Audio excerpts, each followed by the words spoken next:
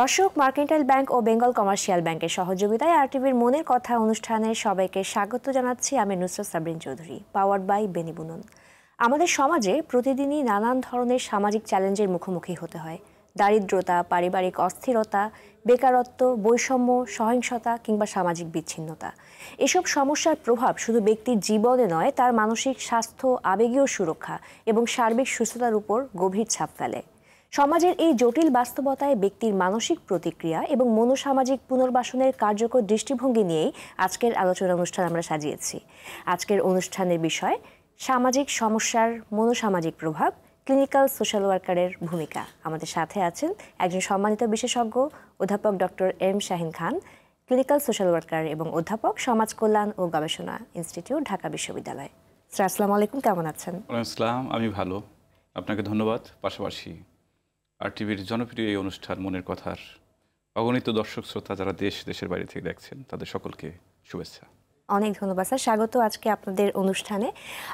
Sir, আমরা যে বিষয়টি নিয়ে আজকে কথা বলছি, সামাজিক সমস্যা বিভিন্ন এবং এর মনোসামাজিক বিশ্লেষণের বিষয়গুলো। প্রথমে যদি একটু জানতে চাই যে সামাজিক সমস্যা বলতে আমরা আসলে কি বুঝছি?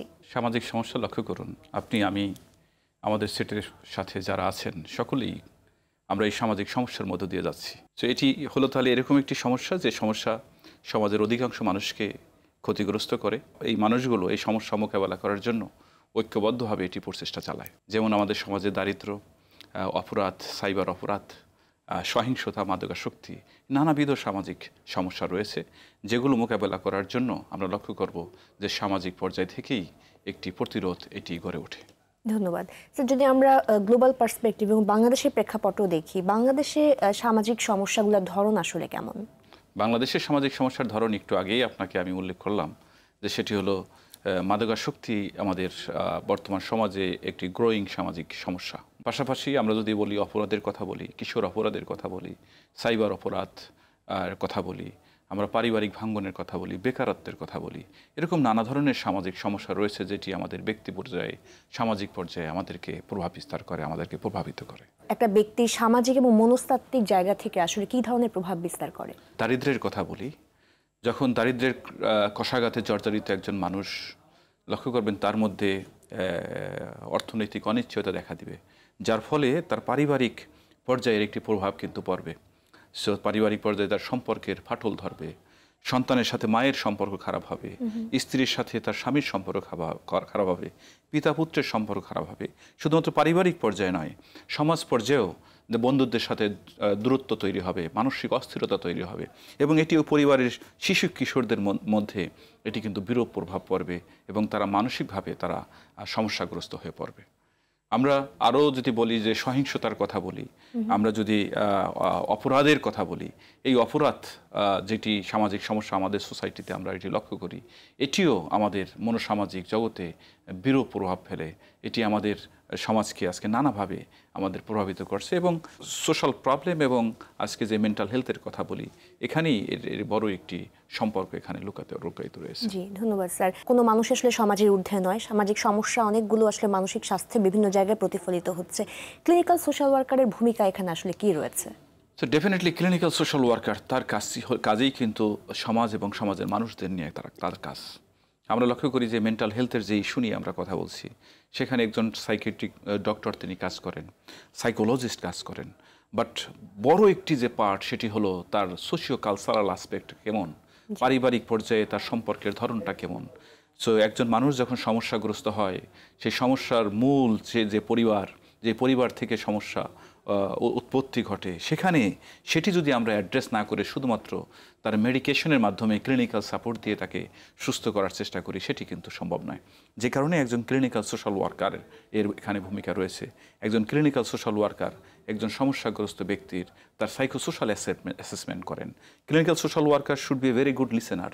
তিনি এমপ্যাথেটিক লিসেনিং এর কাজটি করবেন, তিনি কাউন্সিলিং করবেন, তাকে প্রমোট করবেন, তার সাথে আমার যে সাপোর্ট সার্ভিস রয়েছে, আমার যে রিসোর্স সিস্টেম আছে, তার সাথে একটা কানেক্টিভিটি তৈরি করে দিবেন, কেননা একজন প্রবলেমিক এই পার্সন জানেন না কোথায় গেলে তিনি এই সাপোর্টটি পাবেন। সো ক্লিনিক্যাল সোশ্যাল ওয়ার্কার এই রিসোর্স সিস্টেমের সাথে তাকে কানেক্টিভিটি ঘটিয়ে দিবেন, তাকে অ্যাডভোকেসি করবেন, তার যে অধিকার, তার যে রাইট, সেই রাইটগুলো কীভাবে আদায় করতে হবে, কীভাবে পেতে পারেন, সেই কাজটি ক্লিনিক্যাল সোশ্যাল ওয়ার্কার করবেন। সো এই নানাবিধ তৎপরতার মধ্য দিয়ে ক্লিনিক্যাল সোশ্যাল ওয়ার্কার মানসিক স্বাস্থ্যের উত্তরণে গুরুত্বপূর্ণ ভূমিকা পালন করতে পারে। একদমই স্যার, আমরা সবসময় একটা পুনর্বাসনের বিষয়ে জানি, এই জায়গা থেকে আসলে ক্লিনিক্যাল সোশ্যাল ওয়ার্কারের ভূমিকাটা আসলে কেমন? তো ডেফিনেটলি একজন মানসিক স্বাস্থ্যের যে পেশেন্ট তাকে তো অবশ্যই পুনর্বাসন করতে হবে, কেননা শুধুমাত্র মেডিসিন দিয়ে তার পুনর্বাসন সম্ভব নয়, তাকে সুস্থ করা সম্ভব নয়। সো যে কারণে তাকে পুনর্বাসন করা দরকার। পুনর্বাসন করার ক্ষেত্রে ক্লিনিক্যাল সোশ্যাল ওয়ার্কারের রোল রয়েছে। তিনি পরিবারের সাথে যোগাযোগ করবেন, তিনি সোসাইটির লোকজনের সাথে তিনি কমিউনিকেট করবেন, তাদের মধ্যে অ্যাওয়ারনেস বিল্ড করবেন। যত কাউন্সিলিং করে দেন, যত মেডিসিন তাকে দেন, পরিবারের তার চারপাশে যে সকল তার লোকজন রয়েছেন, তার পরিবারের সদস্যরা রয়েছেন, তারা যদি তাকে কপারেট না করেন, সমাজ যদি তার প্রতি নেতিবাচক দৃষ্টিভঙ্গি পোষণ করে, তিনি কিন্তু এখান থেকে বেরিয়ে আসতে পারবেন না। সো যে কারণে এক্ষেত্রে একজন ক্লিনিক্যাল সোশ্যাল ওয়ার্কারকে নিবিড়ভাবে কাজ করার তার সুযোগ রয়েছে। অনেক ধন্যবাদ স্যার। আমরা এই ক্ষেত্রে একটু জানতে চাই যে সোশ্যাল ওয়ার্কার বলতে আমরা স্বাভাবিকভাবে একটা কনসেপ্ট বুঝি স্বেচ্ছাসেবী। ক্লিনিক্যাল সোশ্যাল ওয়ার্কারের অ্যাসপেক্টটা আসলে কেমন, এবং আমরা জানি যে এটা একটা বিজ্ঞান ভিত্তিক একটা চিকিৎসা পদ্ধতির জায়গা থেকেও আসে, বায়োসাইকোসোশিয়াল মডেল যদি আমরা সেটা নিয়ে কথা বলি, সেখানে কিন্তু ক্লিনিক্যাল সোশ্যাল ওয়ার্কারের ভূমিকাটা অপরিসীম। তো সেই জায়গা থেকে যদি একটু বলেন যে এটা কি করে আলাদা আদার্স স্বেচ্ছাসেবীদের থেকে? ডেফিনেটলি ক্লিনিক্যাল সোশ্যাল ওয়ার্কার আর সোশ্যাল ওয়ার্ক আপনি জানেন এটি প্রফেশনাল একটি ডিসিপ্লিন, যদিও দুর্ভাগ্যজনকভাবে আমাদের দেশে এখনও যে পেশাগত যে স্বীকৃতি সেটি মেলেনি, কিন্তু ইটস এ প্রফেশনাল ডিসিপ্লিন এবং এটি কাজ করে, তার সায়েন্টিফিক কিছু মেথড রয়েছে, সেই মেথডের আলোকে কাজ করে। এবং ক্লিনিক্যাল সোশ্যাল ওয়ার্কের একটি স্পেশালাইজড ব্রাঞ্চ, যেই ব্রাঞ্চটি মূলত মেন্টাল হেলথ সহ অন্যান্য বিভিন্ন বিষয় নিয়ে এখানে কাজ করে থাকে। এবং এক্ষেত্রে যারা কাজ করবেন, একজন ক্লিনিক্যাল সোশ্যাল ওয়ার্কার যিনি হবেন, তাকে অবশ্যই থিওরিটিক্যালি সাউন্ড হতে হবে, তাকে অবশ্যই তার ট্রেনিং থাকতে হবে, তার এক্সপিরিয়েন্স থাকতে হবে, বিভিন্ন প্রতিষ্ঠানের সাথে তার কানেক্টিভিটি থাকতে হবে, তিনিই ক্লিনিক্যাল সোশ্যাল ওয়ার্কার হবেন। একজন সোশ্যাল ওয়ার্ক কিছু কল্যাণধর্মী কাজ করলেন আর তিনি বললেন যে আমি social worker. No, social work তিনি সোশ্যাল সার্ভিস প্রোভাইডার হতে পারেন, তিনি সোশ্যাল সার্ভিস দিচ্ছেন সমাজকে, সমাজের সমস্যাগ্রস্ত মানুষকে, ভলান্টিয়ার হতে পারেন। বাট তিনি যদি দাবি করেন যে তিনি সোশ্যাল ওয়ার্কার, তাহলে অবশ্যই তার theoretical as well as practical knowledge তার থাকতে হয়। যে উন্নত বিশ্বে আমাদের দেশেও যেখানে সোশ্যাল ওয়ার্ক পড়ানো হয়, আপনি লক্ষ্য করবেন সেখানে 4 বছরের অনার্স ডিগ্রি পাশাপাশি, অনার্স ডিগ্রি থিওরিক্যাল ডিগ্রির পাশাপাশি তাকে কোনো এজেন্সির আন্ডারে তাকে ইন্টার্ন করতে হয়। ডক্টর যখন MBBS পাস করেন তাকে যেমন থিওরিটিক্যালি পাস করতে হয়, পাশাপাশি ইন্টার্ন করলে তিনি সার্টিফিকেট প্রাপ্ত হন, তেমনি আমাদের সোশ্যাল ওয়ার্কার, আমরা তাদেরকে সোশ্যাল ডক্টরও বলি। সো তাদেরকেও কিন্তু তাদের থিওরিক্যাল নলেজ অ্যাচিভ করার পাশাপাশি তাদেরকে কোনো প্রতিষ্ঠানের অধীনে কাজের মধ্য দিয়ে তাকে শিখতে হয় how to deal with the problem, how to deal with the client, এটি তাকে শিখতে হয়। সো একজন প্রফেশনাল সোশ্যাল ওয়ার্কার তাকে অবশ্যই এই তার theoretical knowledge as well as practically তাকে সাউন্ড হতে হবে। একদমই, অনেক ধন্যবাদ স্যার। এই ক্ষেত্রে একজন ক্লিনিক্যাল সোশ্যাল ওয়ার্কার কিভাবে একজন ব্যক্তির পারিবারিক, সামাজিক এবং কমিউনিটি তার যে বিষয়টা আছে সেইখানে আসলে রোল প্লে করতে পারছেন, এবং একসাথে আসলে সমস্যা মোকাবেলা যে একসাথে কাজ করার যে সমন্বয়টা তারা কিভাবে সাধন করেন? তো ডেফিনেটলি আমরা সোশ্যাল ওয়ার্কে সবসময় বলি আমরা 3টি সেটিংয়ে আমরা সাধারণত ক্লায়েন্টের সমস্যা দেখার চেষ্টা করি। আমরা ইন্ডিভিজুয়াল সেটিংয়ে আমরা কাজ করি, যেখানে সোশ্যাল ওয়ার্কের একটি মেথড আমাদের রয়েছে, সোশ্যাল কেস ওয়ার্ক মেথড। আমরা ইন্ডিভিজুয়াল লেভেলে কাজ করি। আমরা অনেক সময় লক্ষ্য করি কোনো ক্লায়েন্টকে একা ইন্ডিভিজুয়ালি তার সাথে কাজ করে যে সমস্যা মোকাবেলা করা সম্ভব নয়, তখন আমরা গ্রুপ পর্যায়ে কাজ করি। আমরা যখন লক্ষ্য করি যে শুধুমাত্র গ্রুপ নয়, আমরা কমিউনিটি লেভেলে আমাদের সার্ভিসটা সরিয়ে দিতে চাই, তখন কমিউনিটি লেভেলে কাজ করি। আমরা যখন ইন্ডিভিজুয়াল লেভেলে কাজ করি, আমি আগেই বলেছি, সেখানে আমাদের মেথড রয়েছে, সেখানে ক্লায়েন্টের সাথে আমাদের একটা নিবিড় সম্পর্ক, পেশাগত সম্পর্ক, যেটিকে আমাদের প্রফেশনে পরিভাষায় বলা হয় র্যাপো। আমরা তার সাথে একটা র্যাপো বিল্ডিংয়ের কাজটি করি। এরপরে তার সাইকোসোশ্যাল স্টাডি করি। ডক্টরের কাছে গেলে ডক্টর হিস্ট্রি শুনে, যেমন একজন পেশেন্টের কী সমস্যা, রোগ কেন হলো সেটি বোঝার চেষ্টা করেন। আমরা সোশ্যাল ওয়ার্কাররা আমরা তার সাইকোসোশ্যাল স্টাডি করে তার তথ্য সংগ্রহ করার চেষ্টা করি। কারণ আমার কাছে তো কোনো ডায়াগনোসিস ল্যাব নেই, আমাকে বলা হয় সোশ্যাল ডক্টর, আমি তার ইন্টারভিউ নেই, আমি তার হোম ভিজিট করি, আমি যেই বন্ধুদের সাথে মিশে আজকে সে প্রবলেমেটিক, সেই বন্ধুদের সাথে কানেক্ট হওয়ার চেষ্টা করি। তার সম্পর্কে থানায় যদি কোনো রেকর্ড থাকে, আমরা সেই থানায় ছুটে যাই সেই রেকর্ড সংগ্রহ করার জন্য। আমার ক্লায়েন্ট যদি কখনো হসপিটালাইজড হয়ে থাকে, সেই হসপিটালে যাই ক্লায়েন্টের রেকর্ড সংগ্রহ করার জন্য। এই নানাবিধ কৌশল অবলম্বন করে আমরা কিন্তু ক্লায়েন্টের প্রবলেমটা কোথায় সেই প্রবলেম আইডেন্টিফাই করার চেষ্টা করি। সবসময় আমরা এটি মনে বিশ্বাস করি যে প্রবলেম যদি আইডেন্টিফাই করা যায় তাহলে কিন্তু তার সমাধানও এটি দেওয়া সম্ভব। সো আমরা ব্যক্তি পর্যায়ে এই কাজগুলোর মাধ্যমে ক্লায়েন্টকে সহায়তা করার চেষ্টা করি। গ্রুপ পর্যায়ে যদি বলি, আমরা ডেফিনেটলি আমরা গ্রুপ কাউন্সিলিংয়ের কাজটি করি। একজন গ্রুপ পর্যায়ে তাদেরকে আমরা তার স্কিল ডেভেলপমেন্টের জন্য স্কিল ডেভেলপমেন্ট ট্রেনিং, অ্যাডভোকেসি এই কাজগুলো করি, দক্ষতা উন্নয়নের কাজটি করি। কমিউনিটি লেভেলে তাদের যে কমিউনিটি লেভেলে যে রিসোর্স আছে, রিসোর্স মোবিলাইজেশনের কাজটি আমরা করি। অন্যান্য যে রিসোর্স সিস্টেম আছে সেই রিসোর্স সিস্টেমের সাথে ওই কমিউনিটিকে কানেক্ট করার চেষ্টা করি। সো এই নানামুখী তৎপরতার মধ্য দিয়ে সোশ্যাল ওয়ার্কাররা ক্লায়েন্টদের ব্যক্তি পর্যায়ে, সমাজ পর্যায়ে, দলীয় পর্যায়ে এবং কমিউনিটি পর্যায়ে তাদেরকে সাপোর্ট দেওয়ার চেষ্টা করে থাকেন। ধন্যবাদ স্যার। এই ক্ষেত্রে আসলে কোন থেরাপিটা আসলে বেশি কার্যকর, যে বাংলাদেশের প্রেক্ষাপটে যে মনোসামাজিক যে সমস্যাগুলো হচ্ছে সেক্ষেত্রে ইন্টারভেনশনের ক্ষেত্রে আপনি যদি বলেন যে আমরা যে ক্লায়েন্ট পাই, সেই ক্লায়েন্টের অধিকাংশ ক্লায়েন্ট পাই যে তারা সবসময় নিজে ভাবে যে আমার আর কোনো ক্যাপাসিটি নেই, তার মধ্যে কনফিডেন্স লেভেল খুবই লো, এরকম কাজ করে। ঢাকা বিশ্ববিদ্যালয়ে একজন শিক্ষার্থী ভর্তি হয় ধরেই নেওয়া হয় সে একজন মেধাবী শিক্ষার্থী, কিন্তু নানাবিধ কারণে এই শিক্ষার্থী যখন তার যে সামাজিক দায়িত্ব সে রীতিমতো সে ক্লাসে আসছে না, শিক্ষকদের সাথে সে কমিউনিকেট করতে পারছে না, ইভেন বন্ধুদের যে আড্ডা, সোশ্যাল গ্যাদারিং, সেখানেও সে কোপ করতে পারছে না। কিছু সমস্যার কারণে সে ড্রাগ অ্যাডিক্ট হতে পারে, অথবা অন্য কোনো প্রবলেম যদি তাকে পেয়ে বসে, অথবা তার সাইকোসোশ্যাল কোনো প্রবলেম হলো, তখন এই ক্লায়েন্ট এই ছাত্র সে কিন্তু ভাবে যে আমার কোনো ক্যাপাসিটি নেই, আমার দ্বারা কিছুই হবে না। এই মিসবিলিভ, তার কনফিডেন্সের ঘাটতি কাজ করে। সেই ক্লায়েন্টকে আমরা এখানে সিবিটি যে থেরাপি সেটি দিতে পারি, কেননা সিবিটির মাধ্যমেই তার মধ্যে যে মিসবিলিভ রয়েছে, তার মধ্যে যে ভ্রান্ত ধারণা রয়েছে, ভয়ভীতি রয়েছে, এটি কাটিয়ে উঠে তাকে জাগিয়ে তুলতে পারে, তার ক্যাপাসিটিকে রিস্টোর করার আমরা চেষ্টা করে থাকি। এভাবে আমাদের ক্লিনিক্যাল সোশ্যাল ওয়ার্কাররা মনোসামাজিক সমস্যায় সিবিটি সহ অন্যান্য যে বিভিন্ন থেরাপি যেখানে যেটি প্রযোজ্য সেটি অ্যাপ্লাই করে ক্লায়েন্টের সমস্যা মোকাবেলায় রোল প্লে করে থাকেন। অনেক ধন্যবাদ স্যার। সেই জায়গা থেকে তাহলে আমরা বুঝতে পারি যে ক্লিনিক্যাল সোশ্যাল ওয়ার্ক শুধুমাত্র যে থেরাপির জায়গা থেকেও না, এবং তার সামাজিক সমস্যাগুলো মোকাবেলার ক্ষেত্রেও তাকে এবল করে। এবং শুধুমাত্র আমরা হয়তো মনে করি যে তাকে ফিনান্সিয়াল এইড দিলাম বা তাকে যার খাদ্য, বস্ত্র, বাসস্থান নাই তাকে সেটা এনশিওর করলাম, সেটা আসলে শুধুমাত্র সোশ্যাল ওয়ার্কারের কাজ নয়। ইনফ্যাক্ট সোশ্যাল ওয়ার্কারের কাজ কিন্তু ফিনান্সিয়াল সাপোর্ট দেওয়া নয়। আমরা সোশ্যাল ওয়ার্কাররা ক্লায়েন্টকে সাপোর্ট দেওয়ার, সহায়তা করার চেষ্টা করি, সো দ্যাট ক্লায়েন্ট নিজেই তার সমস্যা মোকাবেলা করতে পারে। এটি আমাদের একটা দর্শন। আমরা কাউকে টাকা দিয়ে একদিনে তাকে সমস্যার সমাধান করে দিলাম, এটি হবে না। কারণ আমাদের সমস্যার নেচারটা হলো সাইকো সোশ্যাল। এটি শুধুমাত্র এককালীন কিছু অর্থ দিয়ে দিলেন তার সমস্যার সমাধান হয়ে গেল তা নয়। আমার যেটি দরকার সেটি হলো সামাজিকভাবে তাকে দায়িত্ব পালনে তাকে উপযোগী করে তোলা, এবং সেই ক্যাপাসিটি প্রত্যেকটি মানুষেরই আছে। শুধুমাত্র ওই কনফিডেন্সের ঘাটতি রয়েছে, আমরা সেটিকে রিবিল্ড করার চেষ্টা করি, রিস্টোর করার চেষ্টা করি। জি, অনেক ধন্যবাদ স্যার। আমরা এই ক্ষেত্রে দেখি যে ক্লিনিক্যাল সোশ্যাল ওয়ার্ক যে প্রফেশনটা, আমরা প্রথমেই বলেছেন যে বাংলাদেশে এখনো এটার অনেকটুকু লিমিটেশন আছে, সেভাবে করে হয়তো বা পেশাগত স্বীকৃতি জায়গাটুকুও নেই। দেশের বাইরে যেহেতু এটার প্রসপেক্টাসটা অনেক ভালো, সেক্ষেত্রে কি পলিসিগত পরিবর্তন আনলে আসলে আমরা এই জায়গা থেকে আসলে খুব ইফেক্টিভলি কাজ করতে পারবো? সমাজকর্মে পেশাগত স্বীকৃতির জন্য যেটি দরকার সেটি হলো একটি প্রফেশনাল বডি আমাদের দরকার, কিন্তু আমার কাছে মনে হয় সেটি ইফেক্টিভ হয়নি। সেই জানানটি এই বডি দিতে পারেনি যে আমাদের পেশাগত স্বীকৃতিটি এটা অত্যন্ত জরুরি। আপনি যদি দেশের বাইরে যান, সেখানে ইউরোপ আমেরিকাতে যাবেন, অস্ট্রেলিয়াতে যাবেন, সেখানে ডক্টরদের ন্যায় সোশ্যাল ওয়ার্কারদের প্রত্যেকটি কমিউনিটি বেস তাদের অফিস রয়েছে, তারা চেম্বার করেন। তাদের যখন ক্লায়েন্ট, হাজব্যান্ড ওয়াইফ, তাদের পারিবারিক কলহ হয়েছে, তারা একত্রে থাকতে পারছেন না, সোশ্যাল ওয়ার্কারের কাছে ছুটে আসেন। কিন্তু আমাদের দেশে আমি বলেছি আনফর্চুনেটলি সেটি নেই। তবে আসার কথা হলো যে আমরা দেখেছি রিহ্যাবিলিটেশন অ্যাক্ট কাউন্সিল, এটি অ্যাক্ট পাস হয়েছে এবং এর মাধ্যমে একটা কাউন্সিল হয়েছে, এবং সেখানে ক্লিনিক্যাল সোশ্যাল ওয়ার্কারদের রোলের কথা সেখানে বলা হয়েছে। একজন ক্লিনিক্যাল সোশ্যাল ওয়ার্কার তার কী যোগ্যতা থাকবে, কিভাবে তিনি এই সমস্যা মোকাবেলায় তিনি রোল প্লে করবেন, সুস্পষ্টভাবে বলা হয়েছে।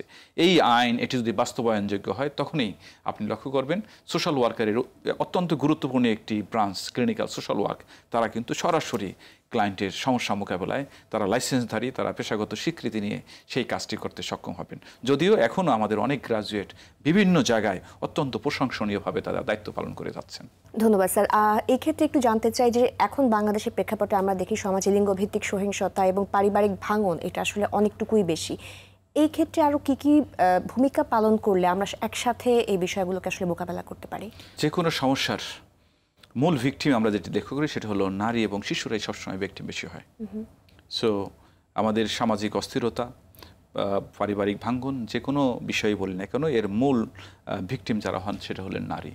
তাদের স্বার্থ সংরক্ষণ করা জরুরি। তাদেরকে সুস্থ মূল ধারায় তারা যাতে দায়িত্ব পালন করতে পারেন, সেক্ষেত্রে তাদের সুস্থতা, তাদের এই ক্যাপাসিটি রিস্টোর করা, তাদের স্বার্থ সংরক্ষণ করা জরুরি। কিন্তু এই নারী যখন ভিকটিম হন, তখন নারী জানেন না যে তার জন্য পুনর্বাসন কেন্দ্র রয়েছে, তার জন্য আইনি সহায়তা দেওয়ার জন্য বিভিন্ন প্রতিষ্ঠান রয়েছে, এগুলো কিন্তু নারী জানেন না। সো একজন ক্লিনিক্যাল সোশ্যাল ওয়ার্কার নারীকে যেমন কাউন্সিলিং করে তিনি তাকে জাগিয়ে তুলবেন, তাকে অ্যাডভোকেসি করে তার যে অধিকারগুলো রয়েছে সেই অধিকার আদায়ে তাকে সোচ্চার করে তুলবেন, তার মধ্যে সেলফ স্টিম এটিকে আপ করার চেষ্টা করবেন, অ্যাজ ওয়েল রেফারেলিংয়ের মাধ্যমে এই প্রতিষ্ঠানগুলোর সাথে তার সাথে কানেক্টিভিটি তৈরি করে দেবেন। আর এটি যদি করা সম্ভব হয়, তাহলেই আজকে লিঙ্গভিত্তিক যে সহিংসতা আপনি লক্ষ্য করছেন এবং এর ফলে একটি সেগমেন্ট তারা যে আজকে পিছিয়ে পড়ছে, সেটা থেকে সমাজকে আমরা রক্ষা করতে সক্ষম হব। জি, অনেক ধন্যবাদ। আমরা এই বিষয়ে আরো শুনবো ছোট্ট একটা বিরতির পর।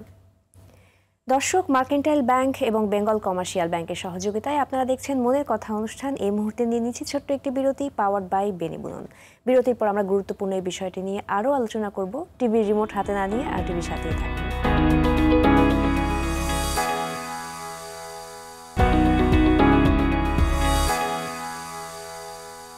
বিরতির পর আবারও সবাইকে স্বাগত জানাচ্ছি মার্কেন্টাইল ব্যাংক এবং বেঙ্গল কমার্শিয়াল ব্যাংকের সহযোগিতায় মনের কথা অনুষ্ঠানে, পাওয়ার্ড বাই বেনিবুনন। আজকের পর্বের বিষয় সামাজিক সমস্যার মনোসামাজিক প্রভাব, ক্লিনিক্যাল সোশ্যাল ওয়ার্কারের ভূমিকা। স্টুডিওতে আছেন অধ্যাপক ডক্টর এম শাহিন খান, ক্লিনিক্যাল সোশ্যাল ওয়ার্কার, অধ্যাপক, সমাজ কল্যাণ ও গবেষণা ইনস্টিটিউট, ঢাকা বিশ্ববিদ্যালয়।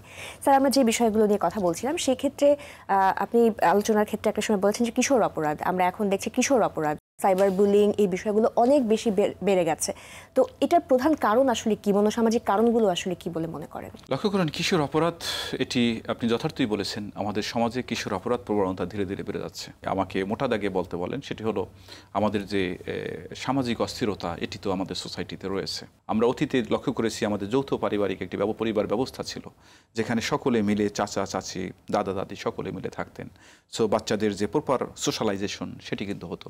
সেখানে ধর্মীয় শিক্ষার একটি ব্যবস্থা ছিল, পারিবারিক শিক্ষা, মূল্যবোধ, এটি ধীরে ধীরে গড়ে উঠত।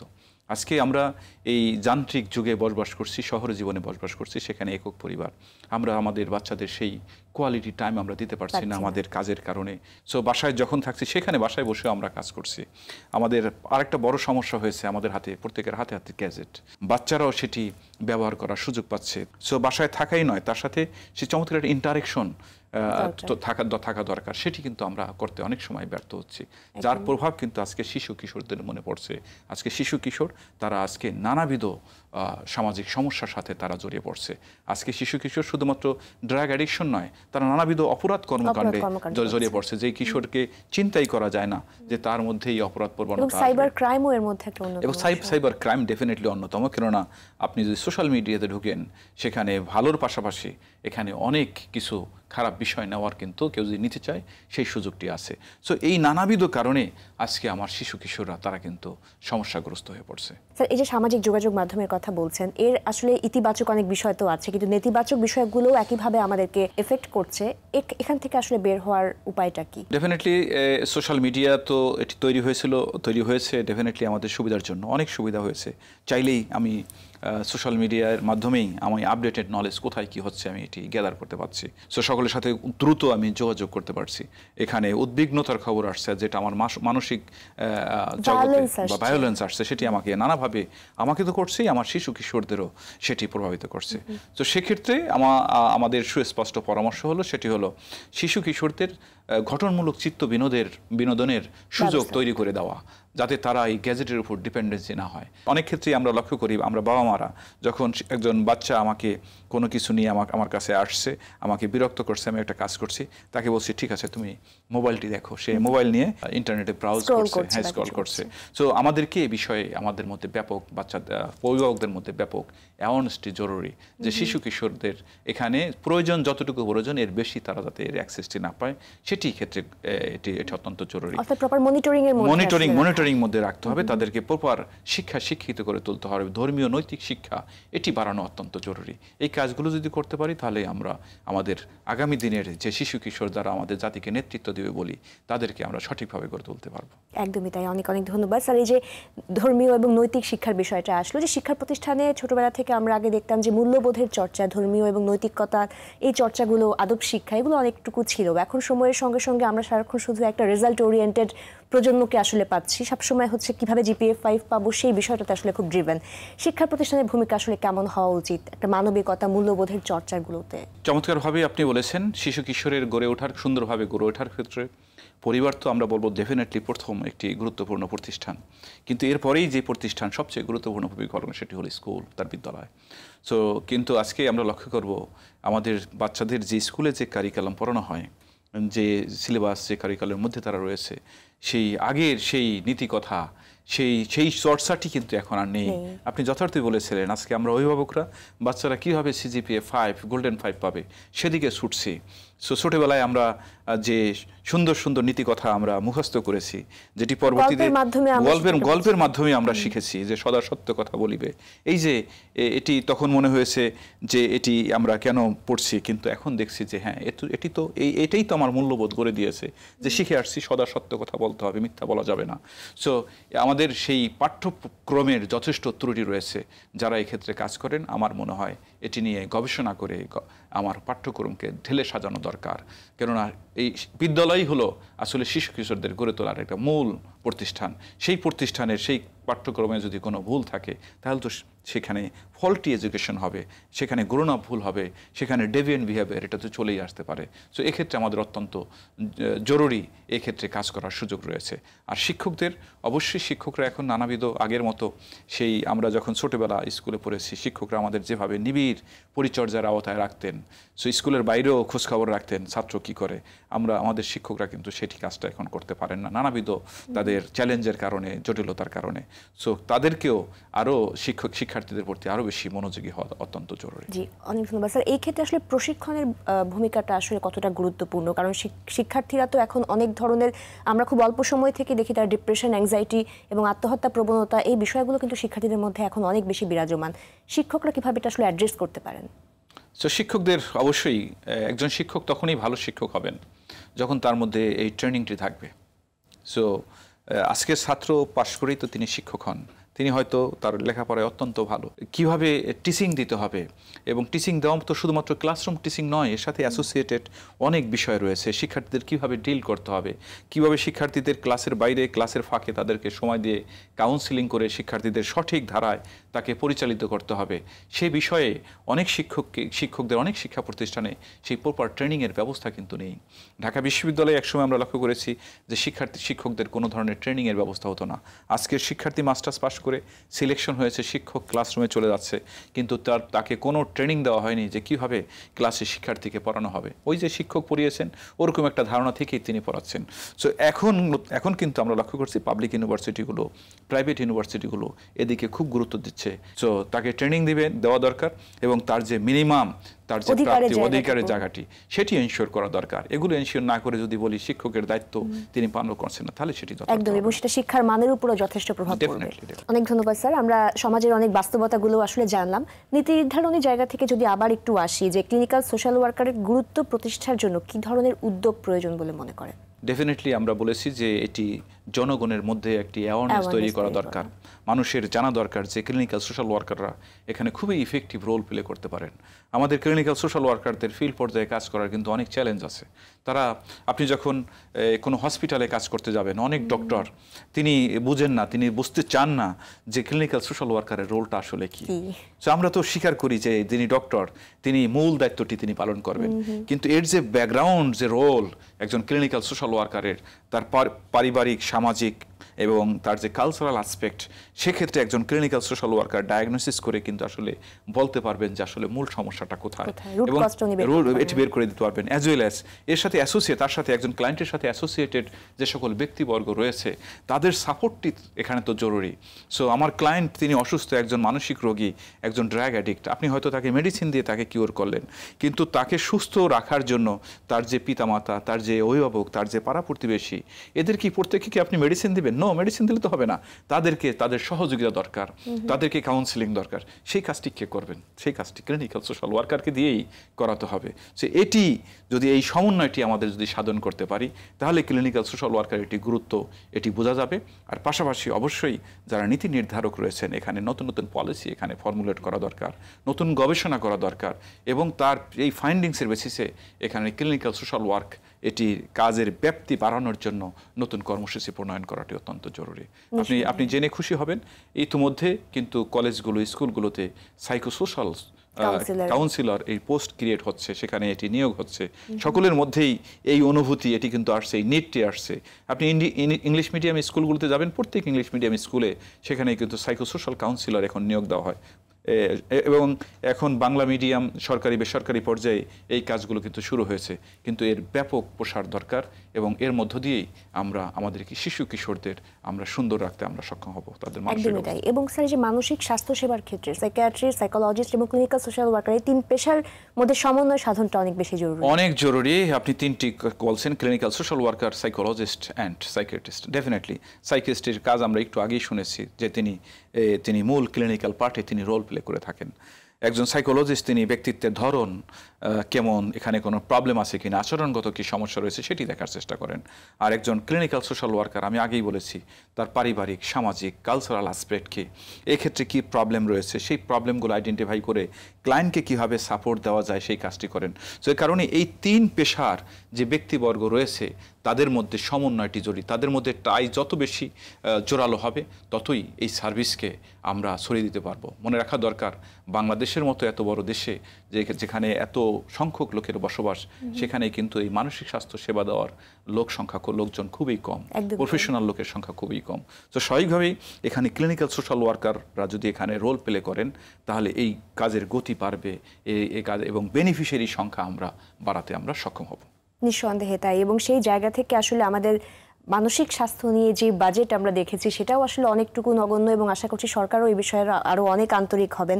তাদের প্রতি আসলে কোনো নীতি নির্ধারণী জায়গা থেকে আসলে যারা কাজ করছেন, তাদের প্রতি কোনো আপনার পরামর্শ রয়েছে? না, ডেফিনেটলি যারা নীতি নির্ধারণের পর্যায়ে যারা কাজ করছেন, তারা নিশ্চয়ই এই বিষয়টি তারা বুঝবেন। আমাদের বর্তমানে যিনি স্বাস্থ্য সচিব, তিনি সোশ্যাল ওয়ার্কের গ্রাজুয়েট।